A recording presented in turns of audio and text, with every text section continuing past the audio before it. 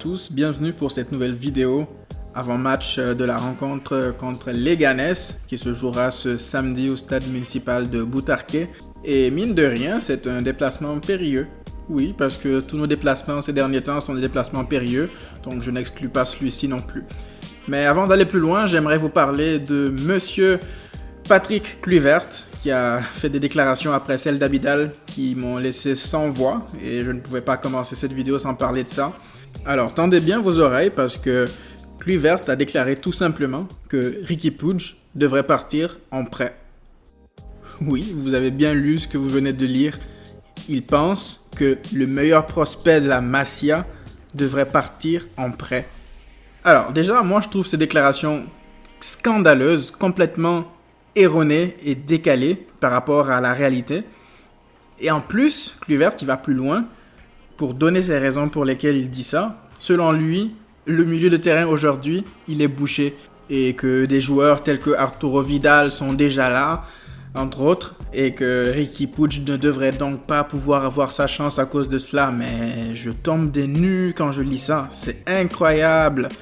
Déjà, moi j'aimerais savoir c'est quoi le rôle de Kluivert au sein de l'organigramme du club. J'ai l'impression que ce type, il est là juste pour l'image qu'il a d'ancien joueur du Barça, charismatique, même là, il faut en rediscuter. Hein. Et surtout, moi, ce qui me choque, c'est que le club fait confiance à un type qui s'est fait dégager par la direction du PSG parce que personne ne savait à quoi il servait au PSG.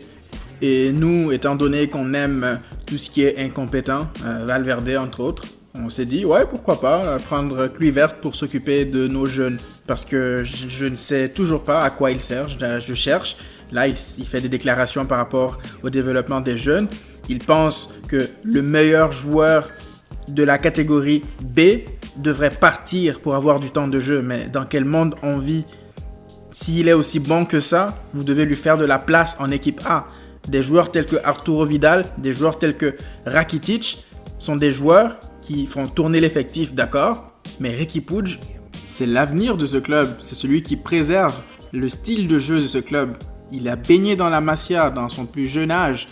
Pourquoi est-ce qu'on ne lui donne pas sa chance? Il n'aspire pas, d'accord, à être titulaire tout de suite, mais avoir un minimum de temps de jeu pour se développer. Vous regardez Phil Foden de Manchester City, qui est plus jeune que Riqui Puig, a plus de temps de jeu en équipe A que ce dernier, c'est scandaleux. Alors que nous, on a plus de potentiel, de talent dans nos équipes inférieures, mais on ne s'en sert pas parce qu'on a des personnes comme ça à qui on confie le développement des jeunes qui sont prêts à les laisser partir ailleurs pour se développer. Mais c'est incroyable, moi je trouve ça vraiment scandaleux. Je pense que Kluivert et Abidal, je ne sais pas s'ils font un concours de clown dans la direction du FC Barcelone avec Bartomeu et toute son équipe, mais là ils sont en train d'atteindre des sommets qu'on n'avait jamais vus. Après, comme je le répète, je n'ai pas vécu la période Gaspard, donc je ne sais pas si c'était aussi dramatique dans le passé. On referme la parenthèse des clowns de service qui sont à la direction du Barça pour se concentrer sur le match qui arrive ce samedi. Donc déplacement périlleux, je le disais, à Leganés, mine de rien, c'est un déplacement compliqué. Et vous savez quoi? On se déplace chez la lanterne rouge du championnat, dernier du championnat, oui. Et malgré ça, on n'est pas serein. Est-ce que vous arrivez à comprendre cette situation? Moi, j'ai vraiment du mal à m'en remettre encore. On se déplace ce samedi chez le dernier du championnat espagnol et on n'est pas serein. En toute objectivité, on sait très bien en tant que fan que Leganés a toutes ses chances, malgré le fait qu'il soit dernier et que paradoxalement, nous, on soit premier. On n'a rien à faire à cette place de premier en ce moment. Vu le niveau de jeu qu'on produit, vu les purges qu'on suit depuis le début de la saison, je ne sais pas comment on fait pour rester encore premier. Je veux dire que le Real Madrid et l'Atlético battent des records aussi de nullité en ce début de saison. Mais c'est incroyable qu'on soit encore à la première place après un tel début de saison. Mais on dit qu'il ne faut pas cracher dans la soupe, donc on prend.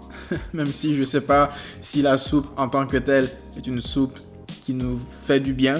On verra à la fin de la saison ce que ça donne. Pour revenir sur notre adversaire, donc je disais que Leganés est une équipe en crise. Une fois de plus, on rencontre une équipe en crise après le Celta Vigo qu'on a battu au Camp Nou avec un peu de difficulté, il faut le rappeler. Et une fois de plus, là, on croise une équipe qui est au bas-fond de la Liga. Eux, ils sont encore pires que Celta Vigo parce qu'ils sont derniers, tout simplement. Et que ça ne va vraiment pas en ce moment. Ils enchaînent les défaites. Ils ont, enchaîné 3 défaites sur leurs 5 derniers matchs, si ce n'est plus. Et aujourd'hui, ils vont nous affronter, nous. Alors, est-ce que cette fois-ci, Messi fera la différence tout seul? Ou bien est-ce qu'on verra un semblant de jeu parce qu'on a une opposition faible? Je ne sais pas, mais j'espère vraiment au moins qu'on aura du jeu. Encore plus intéressant lorsqu'on jette un coup d'œil à nos différentes confrontations récentes avec les Ganes. Tiens, l'année passée, il me semble qu'on a perdu contre cette équipe. Eh oui, on a perdu contre les Ganes l'année dernière. Et c'était vraiment pas beau à voir. Ouverture du score de Coutinho, il me semble.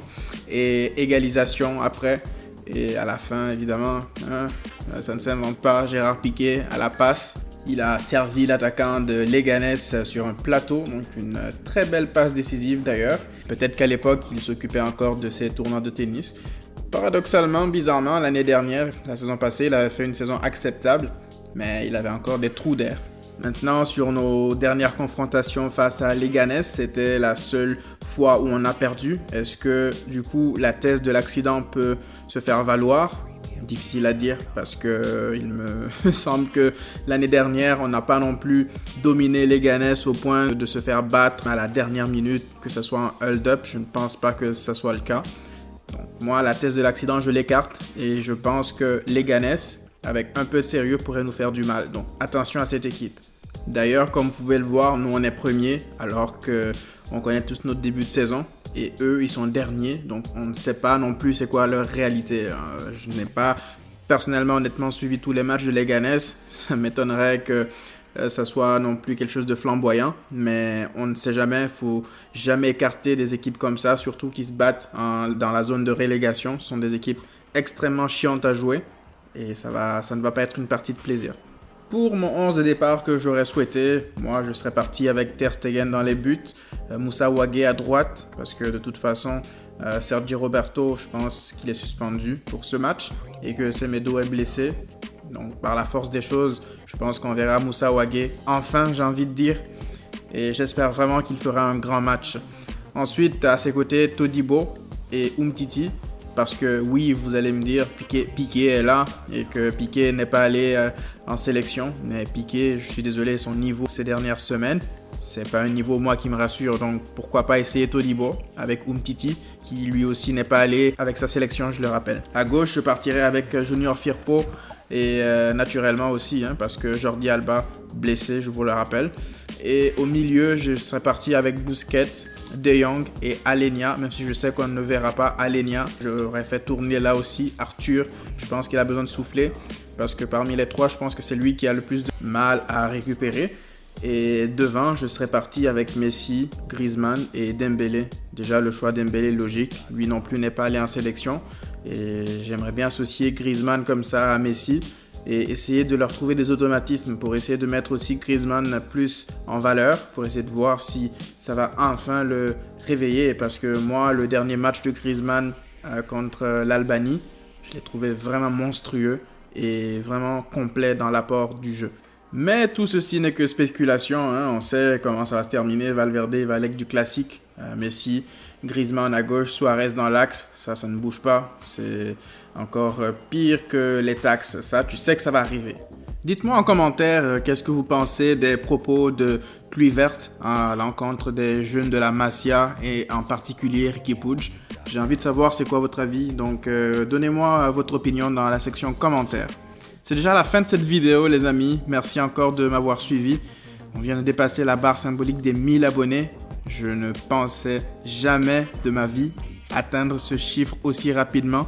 Et ça, c'est uniquement grâce à vous, grâce au soutien que vous apportez à la chaîne.